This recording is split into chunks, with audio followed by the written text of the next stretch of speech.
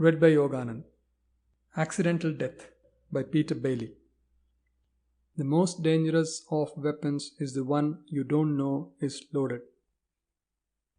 The wind howled out of the northwest, blind with snow and barbed with ice crystals. All the way up the half-mile precipice, it fingered and wrenched away at groaning ice slabs. It screamed over the top, whirled snow in a dervish dance around the hollow there, piled snow into the long furrow, plowed ruler straight through the streamlined hummocks of snow. The sun glinted on black rock glazed by ice, chasms and bridges of ice. It lit the snow slope to a frozen glare, penciled black shadow down the long furrow, and flashed at the furrow's end on a thing of metal and plastics, an artifact thrown down in the dead of wilderness. Nothing grew, nothing flew, nothing walked, nothing talked. But the thing in the hollow was stirring in stiff jerks like a snake with its back broken or a clockwork toy running down. When the movement stopped, there was a click and a strange sound began. Thin, scratchy, inaudible more than a yard away, weary but still cocky, there leaked from the shape in the hollow the sound of a human voice. "I've tried my hands and arms and they seem to work," it began. "I wiggled my toes with entire success. It's well on the cards that I'm all in one piece and not broken up at all, though I don't see how it could happen. Right now, I don't feel like struggling up and finding out. I'm fine where I am. I'll just lie here for a while and relax and get some of the story on tape. This suit got a built-in recorder. I might as well use it. That way, even if I'm not as well as I feel, I'll leave a message. You probably know we are back and wonder what went wrong. I suppose I'm in a state of shock. That's why I can't seem to get up. Who wouldn't be shocked after luck like that? I've always been lucky, I guess. Luck got me a place in the whale. Sure, I'm a good astronomer, but so are lots of other guys. If I were 10 years older, it would have been an honor being picked for the first long jump in the first starship ever. At my age, it was luck. You will want to know if the ship worked. Well, she did. Went like a bomb. We got lined up between Earth and Mars, you'll remember, and James pushed the button marked jump. Took his finger off the button, and there we were, Alpha Centauri. 2 months later your time, 1 second later by us. We covered a whole survey assignment like that, smooth as a pint of old and mild, which right now I could certainly use. Better yet would be a pint of hot black coffee with sugar in. Failing that, I could even go for a long drink of cold water. There was never anything wrong with the whale till right at the end, and even then I doubt it was a ship itself that fouled things up. That was some survey assignment. We astronomers really lived. Wait till you see. But of course you won't. I could weep when I think of those miles of lovely color film all gone up in smoke. I'm shocked, all right. I never said who I was. Matt Hennessy from Farside Observatory, back of the moon, just back from proving flight cum astronomical survey in the starship Whale. Whoever you are who finds this tape, you are made. Take it to any radio station or newspaper office. You'll find you can name your price and don't take any wooden nickels. Where had I got to? I had told you how we happened to find Chang, hadn't I? That's what the natives called it. Walking, talking natives on a blue sky planet with 1.1 g gravity and a 20% oxygen atmosphere at 15 psi. The odds against finding Chang on a 6th sense survey on the first star jump ever must be up in the gogols. We certainly were lucky. The Chang natives aren't very technical, haven't got space travel for instance. They are good astronomers though. We were able to show them our sun in their telescopes. In their way, they are a highly civilized people. Look more like cats than people, but they are people all right. If you doubt it, chew these facts over. 1. They learned a language in 4 weeks. When I say they, I mean a 10-man team of them. 2. They brew a near beer that is a lot nearer than the canned stuff we had aboard the Whale. 3. They have a great sense of humor. Ran rather to silly practical jokes, but still. Can't say I care for that hot foot and belly laugh stuff myself, but tastes differ. 4. The 10-man language team also learned chess and table tennis. But why go on? People who talk English, drink beer, like jokes, and beat me at chess or table tennis are people for my money, even if they look like tigers in trousers. It was funny the way they won all the time at table tennis. They certainly weren't so hot at it. Maybe the 10% extra gravity put us off our strokes. As for chess, Svendlov was a champion. He won sometimes. The rest of us seemed to lose whichever Chingsi we played. There again, it wasn't so much that they were good. How could they be in the time? It was more that we all seemed to make silly mistakes when we played them, and that's fatal in chess. Of course, it's a screwy situation. Playing chess with something that grows its own fur coat, has yellow eyes an inch and a half long, and long white whiskers. Could you have kept your mind on the game? And don't think I fell victim to their feline charm. The children were pets, but you don't feel like patting the adults on their big grinning heads. Personally, I didn't like the one I knew best. He was called, well, we called him Charlie, and he was the ethnologist, ambassador, contact man, or whatever you like to call him, who came back with us. Why I disliked him was because he was always trying to get the edge on you. All the time he had to be topped. Great sense of humor, of course. I nearly broke my neck on the butter slide he fixed up in the metal alleyway to the whale's engine room. Charlie laughed fit to burst. Everybody laughed. I even laughed myself, though doing it hurt me more than the tumble had. Yes, life and soul of the party, old Charlie. My last sight of the minnow was a cabin full of dead and dying men, a sweetish stink of burnt flesh, and the choking reek of scorching insulation, the boat jolting and shuddering and beginning to break up. And in the middle of the flames, still unhurt, was Charlie. He was laughing. My God, it's dark out here. Wonder how high I am. Must be all of 50 miles and doing 800 miles an hour at least. I'll be doing more than that when I land. What's final velocity for a 50-mile fall? Same as 50,000-mile fall, I suppose. Same as escape, 24,000 miles an hour. I'll make a mess. That's better. Why didn't I close my eyes before? Those star streaks made me dizzy. I'll make a nice shooting star when I hit air. Come to think of it, I must be deep in air now. Let's take a look. It's getting lighter. Look at those peaks down there, like great knives. I don't seem to be falling as fast as I expected though. Almost seem to be floating. Let's switch on the radio and tell the world hello. Hello Earth. Hello again. And goodbye. Sorry about that, I passed out. I don't know what I said, if anything. The suit recorder has no playback or eraser.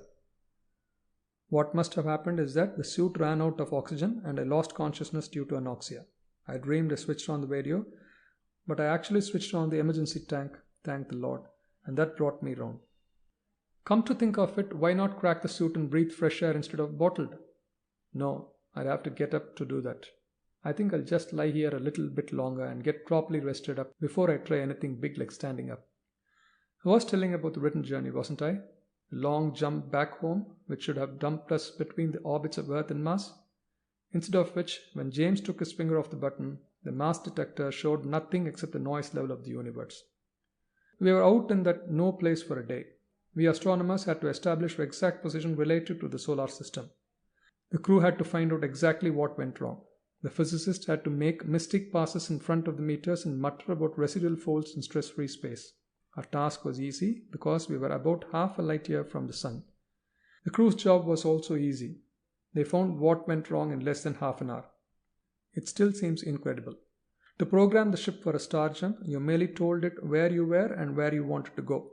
In practical terms, that entailed first a series of exact measurements which had to be translated into the somewhat abstruse coordinate system we used based on the topological order of mass points in the galaxy. Then you cut tape on the computer and hit the button. Nothing was wrong with the computer. Nothing was wrong with the engines. We had hit the right button and we had gone to the place we had aimed for. All we had done was aim for the wrong place. It hurts me to tell you this, and I am just attached personnel with no spaceflight tradition. In practical terms, one highly trained crew member had punched a wrong pattern of holes on the tape. Another equally skilled had failed to notice this when reading back. A childish error, highly improbable. Twice repeated, thus squaring the improbability.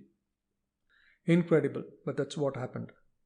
Anyway, we took good care with the next lot of measurements. That's why we were out there so long.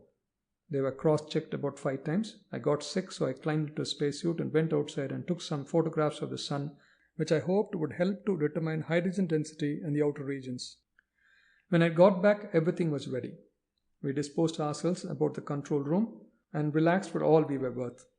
We were all praying that this time nothing would go wrong, and all looking forward to seeing Earth again after 4 months subjective time away, except for Charlie, who was still chuckling and shaking his head, and Captain James, who was glaring at Charlie and obviously wishing human dignity permitted him to tear Charlie limb from limb. Then James pressed the button. Everything twanged like a bowstring. I felt myself turned inside out, passed through a small sieve, and poured back into shape. The entire bow wall screen was full of earth. Something was wrong, all right, and this time it was much, much worse. We had come out of the jump about 200 miles above the Pacific, pointed straight down, traveling at a relative speed of about 2,000 miles an hour. It was a fantastic situation. Here was the Whale, the most powerful ship ever built, which could cover 50 light years in a subjective time of 1 second, and it was helpless. For, as of course you know, the star drive couldn't be used again for at least 2 hours.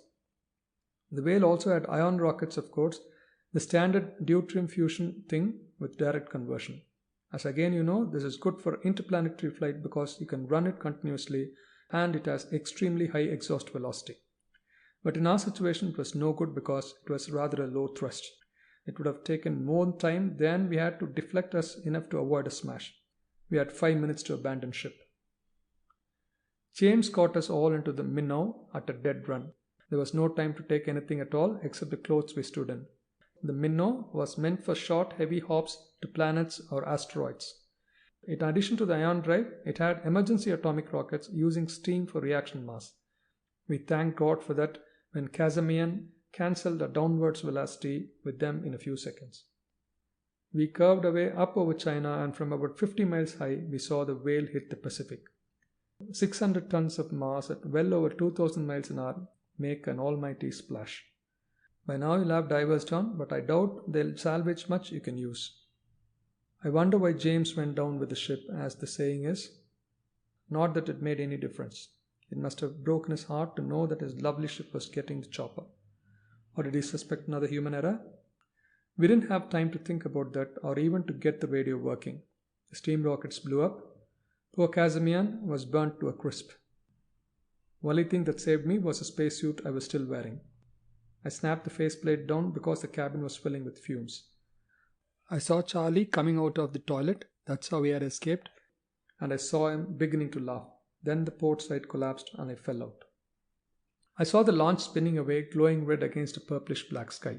I tumbled head over heels towards a huge curved shield of earth 50 miles below. I shut my eyes and that's about all I remember.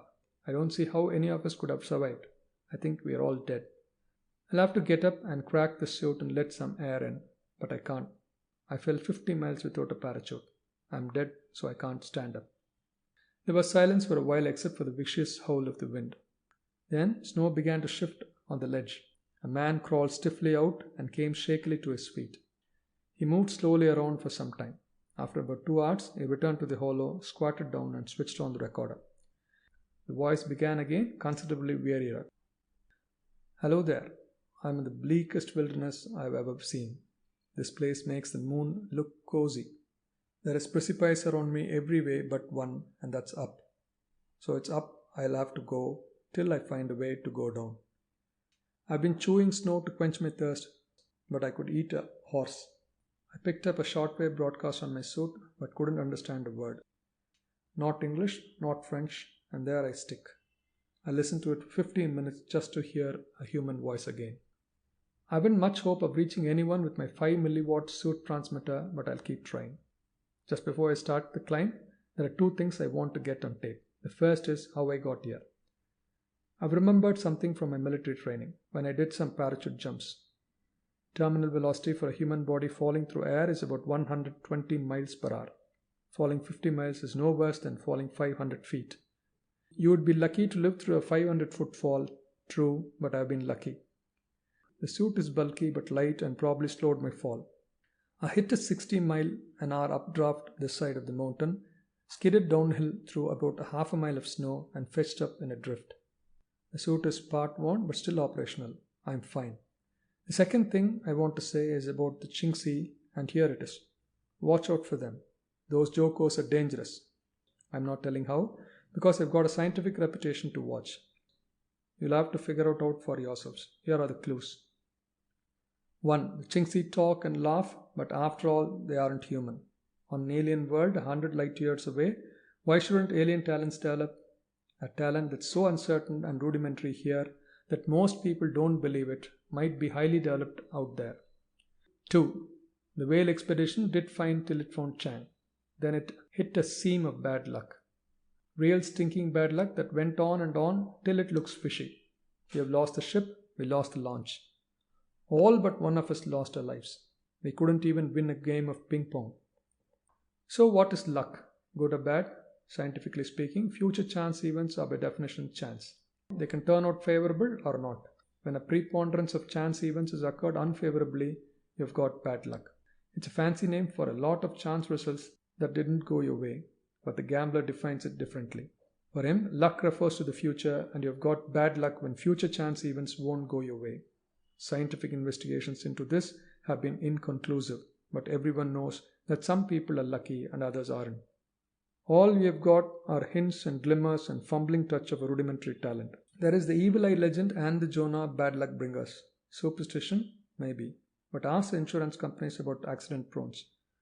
What's in a name? Call a man unlucky and you are superstitious. Call him accident prone and that's sound business sense. I've said enough.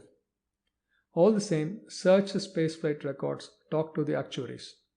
When a ship is working perfectly and is operated by a hand-picked crew of highly trained men in perfect condition, how often it is wrecked by a series of silly errors happening one after another in defiance of probability? I'll sign off with two thoughts, one depressing and one cheering. A single Chingsi wrecked a ship and a launch. What could a whole planet full of them do? On the other hand, a talent that manipulates chance events is bound to be chancy. No matter how highly developed, it can't be surefire. The proof is that I've survived to tell the tale. At 20 below zero and 50 miles an hour, the wind ravaged the mountain. Peering through his polarized visor at the white waste and the snow-filled air howling over it, sliding and stumbling with every step on a slope that got gradually steeper and seemed to go on forever, Matt Hennessy began to inch his way up the north face of Mount Everest. The End of Accidental Death by Peter Baily.